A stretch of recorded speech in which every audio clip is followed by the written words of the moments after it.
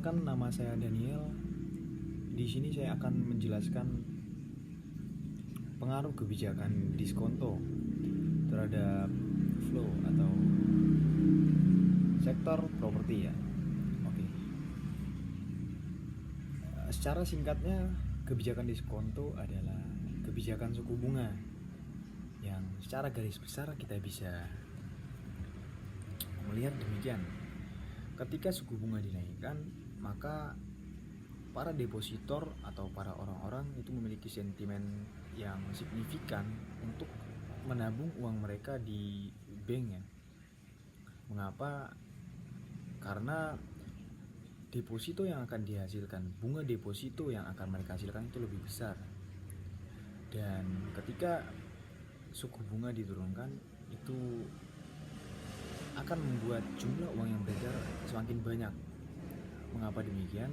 Karena ketika suku bunga diturunkan, di dalam sebuah perspektif, di dalam deposito kita bisa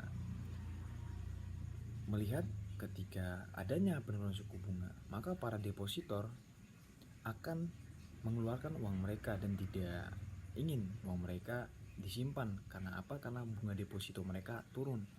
Yang sebagai contoh, mereka menabung 1 miliar dengan yang dulunya mereka dapat bunga 5%. 5% dari 1 miliar berapa? Sekitar 50 juta ya. Suatu ketika diubah menjadi 4%, diturunkan suku bunganya, yang dimana sebelumnya 50 juta mereka hanya mendapat 40 juta. Nah, hal-hal seperti itu yang akan membuat para depositor tidak ingin uangnya berada di deposito ketika suku bunga diturunkan. Nah, kemana arahnya ketika mereka mengeluarkan uang mereka?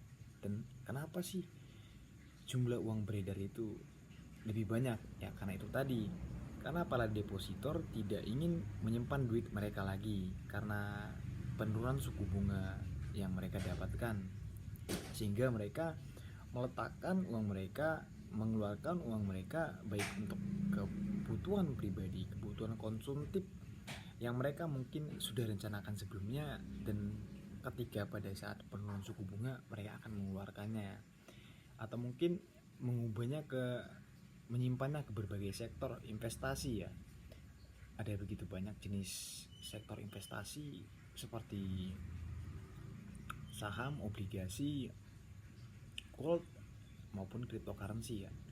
Nah, dan salah satunya adalah sektor properti. Nah, di sini ketika suku bunga diturunkan, maka akan terjadinya injek volume yang cukup signifikan terhadap sektor properti. Mengapa demikian? Karena ketika depositor itu keluar, mereka akan mencari salah satu sektor investasi, dan tidak menutup kemungkinan jika adalah mereka memilih sektor properti. Yang di sini kita bisa ngambil kesimpulan secara singkat bahwasannya pengaruh suku bunga akan mempengaruhi valuasi atau volume perdagangan pada sektor properti juga, sehingga sebagai penjual properti atau broker properti kita bisa memainkan sistem harga yang dimana pada saat demand kita sedikit, di saat suku bunga yang tinggi, kita mungkin bisa menurunkan harga dengan meningkatkan, memaksimalkan interior atau eksterior apapun yang terkait di dalam bangunan yang kita miliki atau di dalam suatu barang yang kita miliki. Nah, ketika penurunan suku bunga ini yang dimana sentimennya para depositor itu mengeluarkan uang mereka, di sini kita juga bisa membuat sebuah kebijakan ya di dalam sistem kita, yaitu menaikkan harga karena adanya demand yang begitu banyak. Ya, mungkin demikian.